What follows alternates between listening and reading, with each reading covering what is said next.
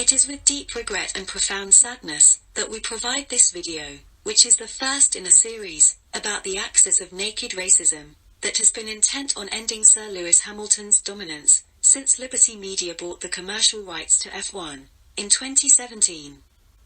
From the outset, Liberty Media represented without any evidence that Sir Lewis Hamilton's dominance was killing the sport.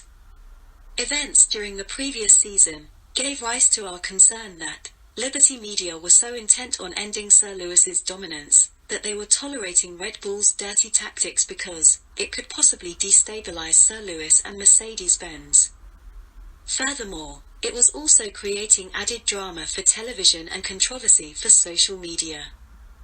This concern prompted the production of our first series of videos under the Faking It banner. Our intention at that time was to alert Liberty Media to the reputational risks of a Max Verstappen championship founded on dirty tactics. However, events in Abu Dhabi gave rise to the suspicion that, rather than acting independently and being tolerated by Liberty Media, Red Bull and Max Verstappen were in fact acting out a script in concert with Liberty Media, who were intent on installing Max Verstappen as the world champion by any means necessary. This suspicion prompted us to delve deeper into the backgrounds of the key players, and has sadly uncovered an axis of white supremacy, which includes but is not limited to Liberty Media, F1, Oracle and Red Bull. Consequently, we are setting out the evidence to support our contention that the audacious robbery of Sir Lewis Hamilton's victory in Abu Dhabi was motivated by a shared desire among white supremacists to create a white world champion by any means necessary. With their objective looking set to fail for yet another year, they took advantage of the late car crash to install a white champion and deny Sir Lewis a record-breaking 8th world title, under the guise of engineering a last lap race for added television drama. The fact that each of the aforementioned entities has had to defend themselves against allegations of racism by government agencies and or the general public confirms our suspicion that the robbery of Sir Lewis Hamilton was racially motivated. Our suspicions are further corroborated by the fact that they are all closely linked outside of F1. Our evidence is so overwhelming that we will need to provide it over a series of videos. The naked racism running through the DNA of all these entities, like most institutionalized racism, is hidden in the open. As with most cases of institutionalized racism, there is always a convenient and plausible counter-argument for how the obvious evidence of racial bias was an unintended or coincidental outcome of a process of natural selection.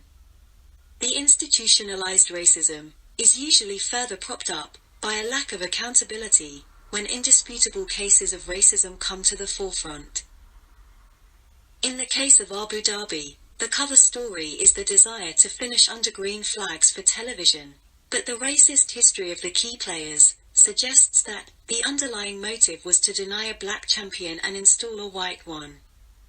The lack of accountability and transparency in addressing the issues raised by the controversial decision in Abu Dhabi is typical of such egregious cases of institutionalized racism.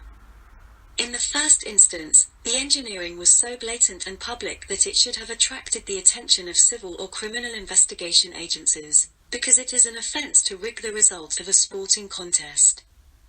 In the second instance, the fact that the rigging was done against the only black driver should add to the suspicion that it could also have been racially motivated. However, to date, we are unaware of any investigation by any government agency. We begin our series with Liberty Media, the parent company of Formula One, and the leading actor in the conspiracy. Liberty Media's interests are attributed to three tracking stocks: Liberty SiriusXM Group, Formula One Group and Braves Group. All these three stocks have deeply racist roots. Liberty SiriusXM provided Steve Bannon with the platform to propagate his white supremacist message, which swept Donald Trump to the presidency on the waves of naked racism and violence. Let them call you racist. Laissez-vous appeler raciste. Let them call you xenophobes. Mais laissez-les vous appeler xénophobes. Let them call you nativist. Laissez-vous les appeler nativistes. Wear it as a badge of honor. Portez-le comme un badge d'honneur.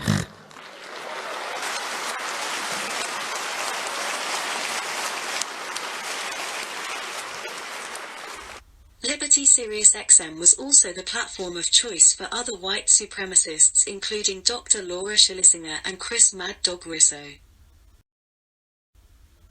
In addition to providing the platform for propagating the white supremacist message which swept Donald Trump into power, Liberty Media was also among the biggest contributors to Trump's inauguration.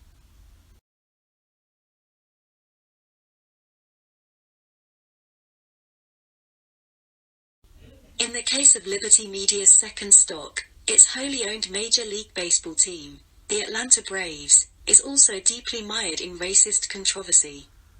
In the first instance, the move from their urban Atlanta home to the neighboring suburbs of Cobb County was supposedly due to a lack of consistent mass transit options, but the new location has no mass transit options at all. Consequently, this gives rise to the suggestion that the real motivation for the move was to separate the team's largely white fan base from Atlanta's black residents.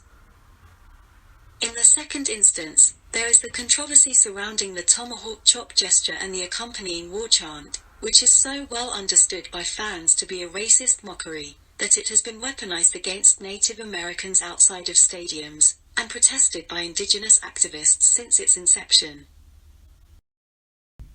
The evidence against Liberty Media in the case of its third stock, Formula One, which will be set out in our next video, is the most shocking and most comprehensive. We will provide compelling evidence to show that Liberty Media's assertion that Sir Lewis Hamilton's dominance was killing the sport was a false claim which was founded mainly on repetition and amplified by Liberty Media's media control. Critically, we will show that this false assertion, which is repeatedly undermined by Liberty Media's own reports, is one of many lies, misrepresentations and actions that Liberty Media took specifically to undermine Sir Lewis.